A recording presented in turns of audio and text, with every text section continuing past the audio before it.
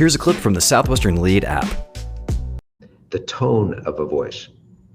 If I'm walking through a city where I've never been before, for example, the first time I went to Nur Sultan in Kazakhstan, where they speak Russian, I speak a bit of Russian, but they also speak Kazakh. I speak no Kazakh at all. If I were to walk through the open market there and say to someone, hey, thousands of people in the market doing their shopping, I say, hey, it's not going to have much of an impact. But if I say, hey, hey, I'm saying exactly the same thing, but with a lot more tone, a lot more volume. People turn and look, and they quickly decide there's some crazy American in the middle of the market. But the way we use our voices is so powerful, and there's so many different ways to use our voice. One is simply through volume, like we said a moment ago. Sometimes for emphasis, we want to speak loudly. Other times, we want to get so quiet that it's really almost hard to hear. Sometimes we just get really excited. We start talking really, really fast, and other times we should slow way down.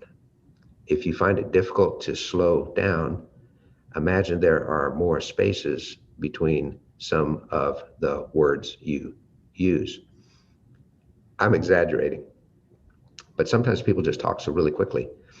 I remember the first time I met Andres Martin, I was so impressed with the quality of his English, but the speed that he was talking was breathtaking. I thought he was going to get a ticket from the police for talking too fast. But the reality is, if we find that we're very good with speech and we talk really, really fast, it's hard for someone else to comprehend and grasp it. So the ability to slow down can actually help a good first impression. A good first impression is, again, when we have somebody that we feel comfortable with on that initial encounter. So learn to slow down, and slowing down helps us by putting pauses in between our words.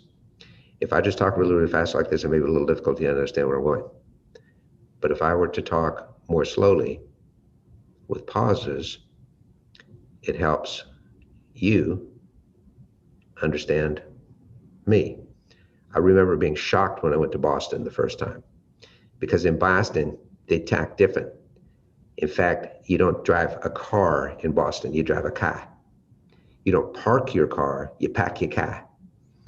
So I thought they're missing the R's. But then I found that they take some of those R's and they put them at the end of other words. So the first time somebody said, are you new to the area? The way they said it is, so are you new to the area? Are you new to the area? And I thought, area? What is an area? And I thought, I'm never going to be able to understand these Boston people. So even though I was an American in America, just the accent was enough to make me think, I don't think I can really quite get this Boston stuff. Every one of you has a country with many, many dialects within your country. And people on one end of the country might speak certain words in a certain way, more difficult to understand other words. So that's why it's important to slow down just a bit so that people have a chance to grasp what we're saying.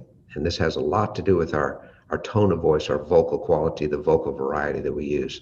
So the words that we use are vocal variety and tempo, speed, volume, enthusiasm, animation, and sometimes just dead calmness can make a big difference in what we do. So the people that study this stuff say that words represent about 7% of communication impact. You say, is that all? Well, if you think about it, if somebody were to say something like, I'm happy, versus, I'm happy, I'm happy, I'm so happy, I'm happy. We know the tone is so completely different. In fact, all of you can remember when you were growing up, your mother had a very specific way to say your name. And if she said it in that very specific way, you knew you better come running immediately. Before that, she could call your name and you could say, okay, it's not dangerous yet. But as soon as that tone of voice went up a little bit higher, Kenneth, you know it's time to run. So tone of voice is very powerful in how we use our voice. That represents roughly 38% of communication impact, or 37%. So the majority of communication impact, 55%, comes from our non-verbal expressions. Non-verbals. This includes body language, how we use our physiology, and it also includes our facial expressions and how we use all of the many muscles in our faces. First of all, body language. As I've gotten older, I've noticed I have a tendency to kind of lean forward. I don't think I'm a lazy person. I do exercise.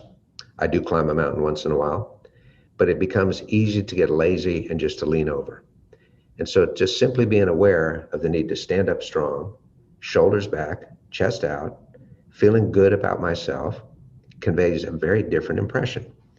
If I come to somebody's room and I'm kind of slumped over, hey, how you doing? I don't express much enthusiasm. But shoulders back, pecs out, head held high, it conveys something very, very different. Simple body language. Now, a lot of people study this stuff and they say, well, if you're talking to somebody and they have their arms really folded tightly like this, it might mean they're very closed-minded. Well, it might mean that, but it also might mean they're just comfortable that way. So we can't read too much into body language. Now, one of the things that is important to understand about body language is the importance of physical distance. So you look at these guys in the flagpole behind me. They're very cool guys. They're having a lot of fun with their American flag back there.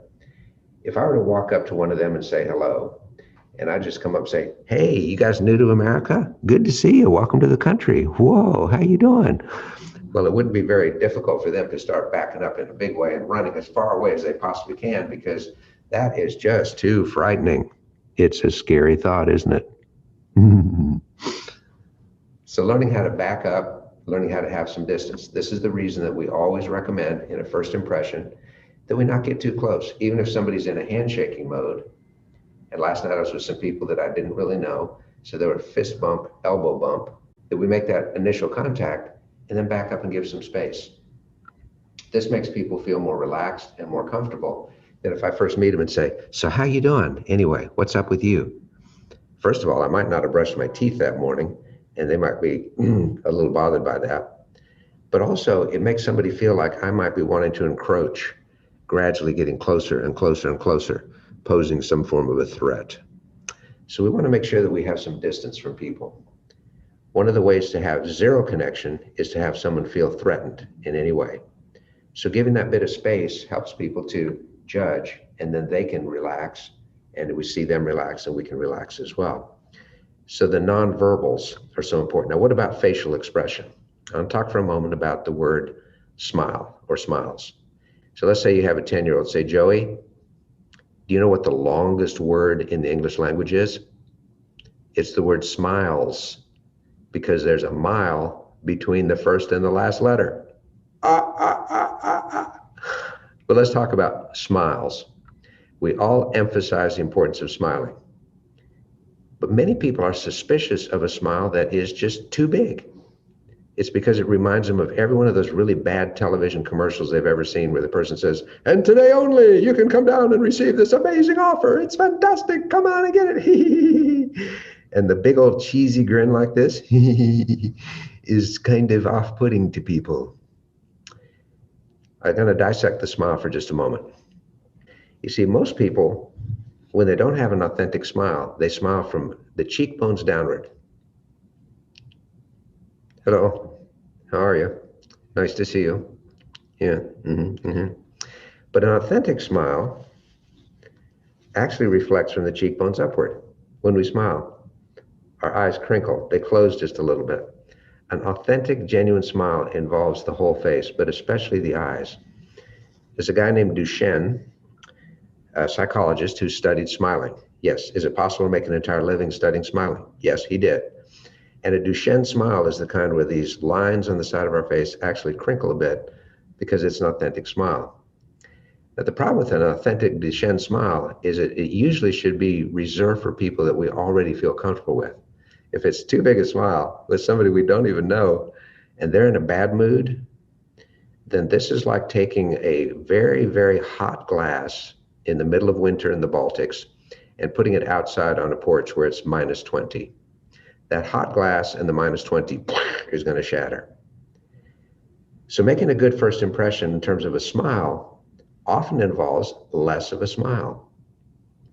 People have been raised to think if somebody looks too happy and too smiley, you should be suspicious of that person. And so we want to make sure that our smile is pleasant. We certainly don't want to approach somebody with a, hello, I am trouble for you.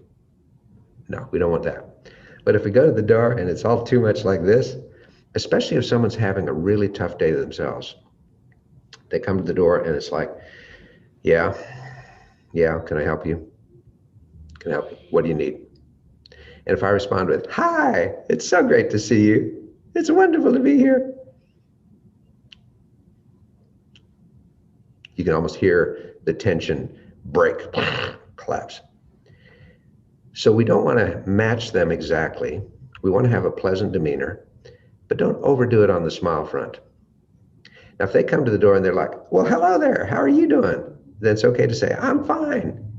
But most people are not going to do that. They're going to come to the door and say, yeah, can I help you? Hello? Mm-hmm. What's this about? And you should have a pleasant smile on your face. Pleasant, not over the top, pleasant. So how do you get better at this? Well, each one of you has a very powerful device called a mirror. It's very high tech, mirror. Go to the mirror and look at yourself. Put on the worst possible smile you can. Hello. And say, oh God, that would even scare me. And go to the opposite. And then try to strike a happy medium. Are you ready to really get crazy with me for just a minute? You ready to really get out of your comfort zone? Stretch out a smile as big as you possibly can. Just stretch it up, hold it, stretch it, stretch that jaw, stretch it, open your eyes, stretch it, hold it, stretch it, stretch. Keep doing, stretch, now let it go. What happens is, when you let it go, it comes down and then it bounces back part of the way to where it used to be. It's amazing. But that bounce back, that's just about the right level of smile. So work on having a pleasant demeanor, a pleasant expression without being too much, hi, so great to see you. Because that is saying to someone, I don't care how you feel, I just want you to feel how I feel. Really, really important. The nonverbal connections, anytime we meet someone for the first time, are really important. Southwestern Lead is an international leadership program that helps you build skills, gain confidence, and discover new opportunities. With professional coaching, a world-class digital learning platform, and certifications that will enhance your resume or application, Lead sets you apart. We'll show you how to turn success principles into success habits through small group training, one-on-one coaching, and guided action plans to help you apply what you're learning. It takes more than academics to reach your goals. See what one of America's oldest leadership training programs can do for you. Visit southwesternlead.com.